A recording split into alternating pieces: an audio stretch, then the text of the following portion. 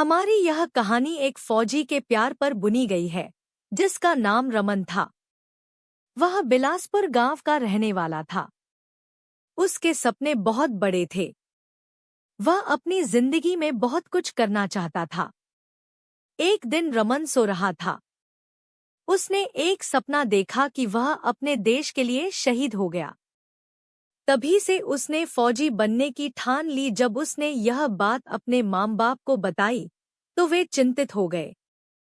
उन्हें लगा कि अगर उनका बेटा फौजी बनकर उनसे दूर चला गया तो वे अकेले कैसे रहेंगे।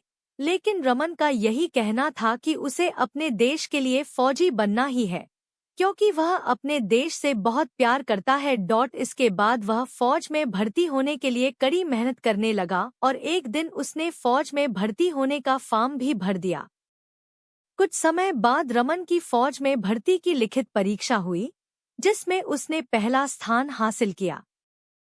परीक्षा पास करने के बाद उसने फौज की ट्रेनिंग की। आखिरकार वह दिन आ ही गया, जिसका रमन को बेसब्री से इंतजार था और वह फौजी बन गया।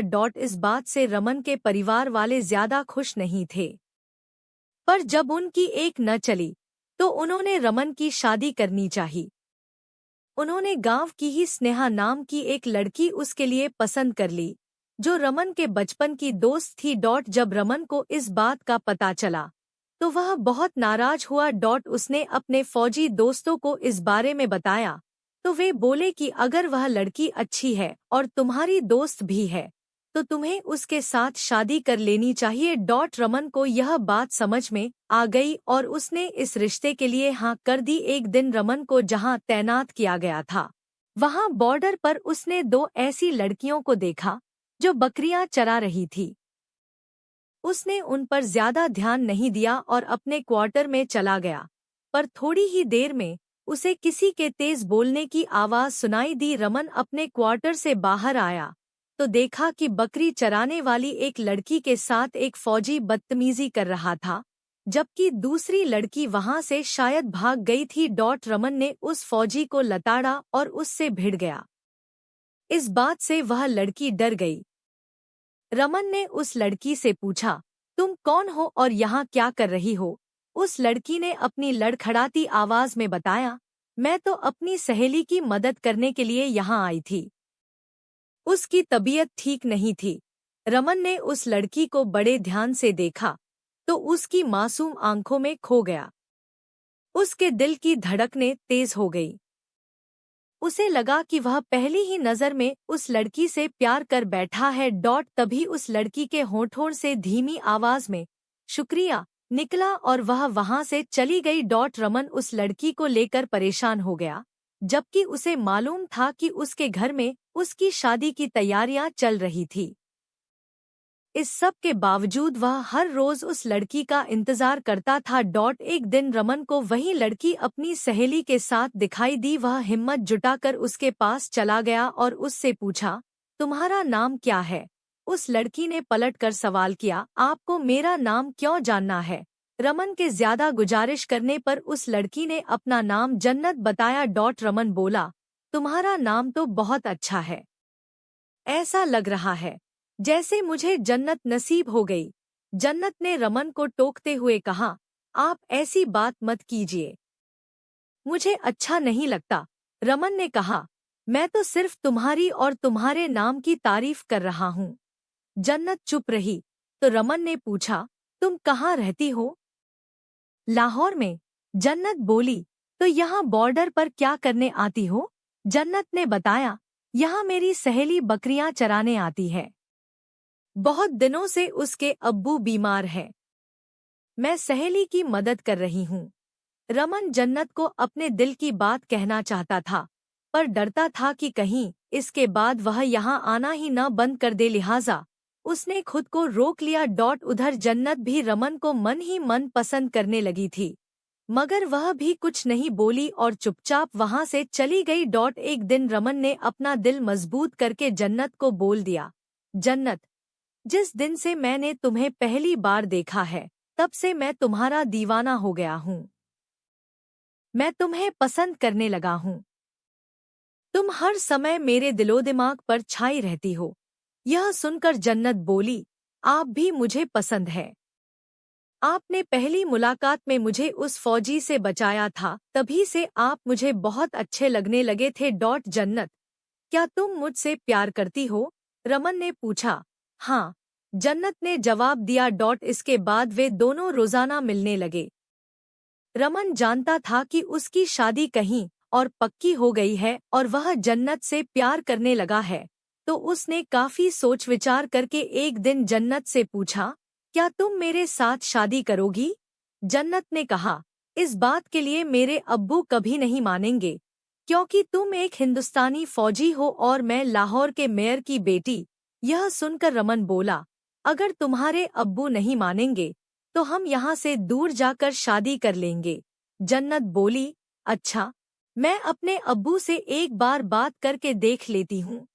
इतना कहकर वह चली गई। कुछ दिन के बाद रमन को जन्नत का लिखा एक खत मिला कि मेरे अब्बू को मुझ पर शक हो गया है कि बकरी चराने के बहाने मैं किसी से मिलने जाती हूँ, इसलिए आपको जो करना है जल्दी कीजिए। खत पढ़कर रमन परेशान हो गया।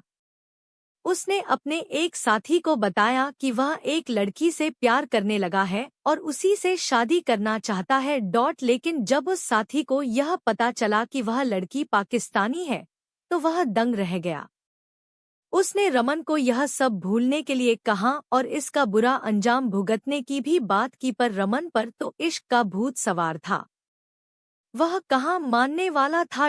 उस दोस्त ने फिर समझाया, चलो यह माना कि तुम दोनों का प्यार सच्चा है, लेकिन न तो तेरे घर वाले इस रिश्ते के लिए राजी होंगे और न ही जन्नत के घर वाले मानेंगे। दोनों देशों की सरकारें भी इस रिश्ते को स्वीकार नहीं करेंगी।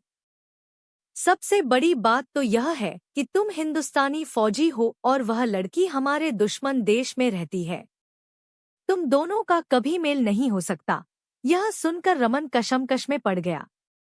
एक तरफ उसका प्यार था तो दूसरी तरफ परिवार और देश।